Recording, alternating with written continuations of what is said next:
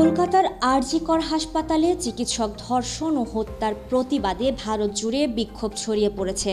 এ অবস্থায় রাজ্যগুলোর পুলিশ বাহিনীকে প্রতি 2 ঘন্টায় আইনশৃঙ্খলা পরিস্থিতির জন্য প্রতিবেদন জমা দিতে নির্দেশ দিয়েছে ভারতের কেন্দ্রীয় স্বরাষ্ট্রমন্ত্রী অমিত শাহ।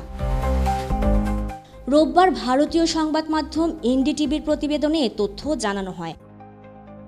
এতে বলা হয়, যে কোনো ধরনের বিশৃঙ্খলা এড়াতে রোববার 24 আগস্ট পর্যন্ত আরজিকর মেডিকেল কলেজ ও এর আশেপাশে কয়েকটি এলাকায় 5 জন বা তার বেশি মানুষের জমায়েত নিষিদ্ধ করেছে কলকাতা পুলিশ। এই ঘটনায় আটক সন্দেহভাজন আসামি সম্পর্কে তথ্য সংগ্রহ করতে শনিবার তার বাড়িতে গিয়েছিলেন তদন্তকারী সংস্থা সিবিআইয়ের কর্মকর্তারা।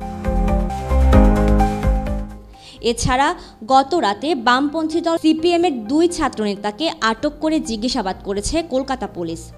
গত 9 আগস্ট সকালে কলকাতার আরজিকর মেডিকেল কলেজ থেকে এক তরুণী চিকিৎসকের মরদেহ উদ্ধার করা হয়। পরে পুলিশ জানায় ওই তরুণীকে ধর্ষণ করে হত্যা করা হয়েছে।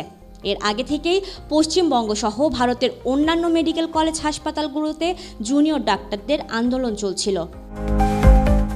News desk, media express.